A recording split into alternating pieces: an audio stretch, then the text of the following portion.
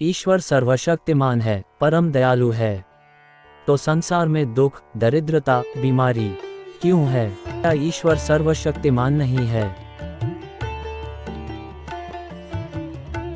जो लोग ईश्वर में विश्वास करते हैं वह मानते हैं कि ईश्वर सब कुछ कर सकता है। ईश्वर के लिए कुछ भी असंभव नहीं है, अर्थात वह सर्वशक्तिशाली है।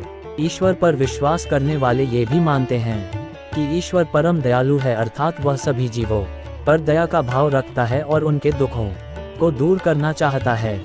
साथ यह भी सत्य है कि इस संसार में दुख, पीड़ा, कुरूपता, गरीबी, अपराध, असहाय आदि समस्याएं भी विद्यमान है। अर्थात हम कह सकते हैं कि ईश्वर को मानने वाले तीन वाक्य से सहमत है। ईश्वर सर्वशक्तिशाली है, ईश्वर परम दयालु है, संसार में दुख है।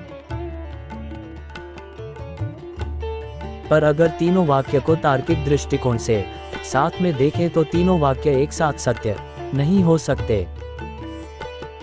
यदि ईश्वर परम दयालु है और वह संसार के दुखों को दूर करना चाहता है पर वह दुख दूर नहीं कर पा रहा है, तो इसका अर्थ हुआ कि वह सर्वशक्तिमान नहीं है, उसके अंदर दुख को दूर करने की शक्ति नहीं है।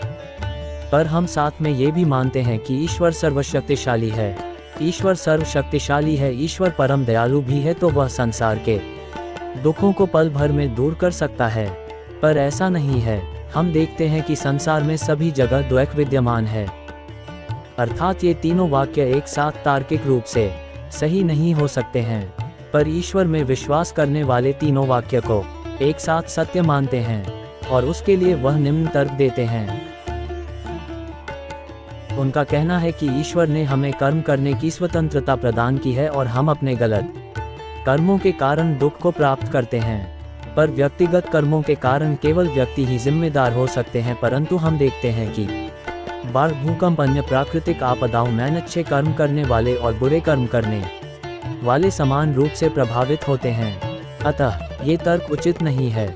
क्या ईश्वर ऐसी व्यवस्था नहीं बना सकता है कि जिसमें व्यक्ति को किसी प्रकार का दुख कर्म करने का अवसर ही ना प्राप्त हो?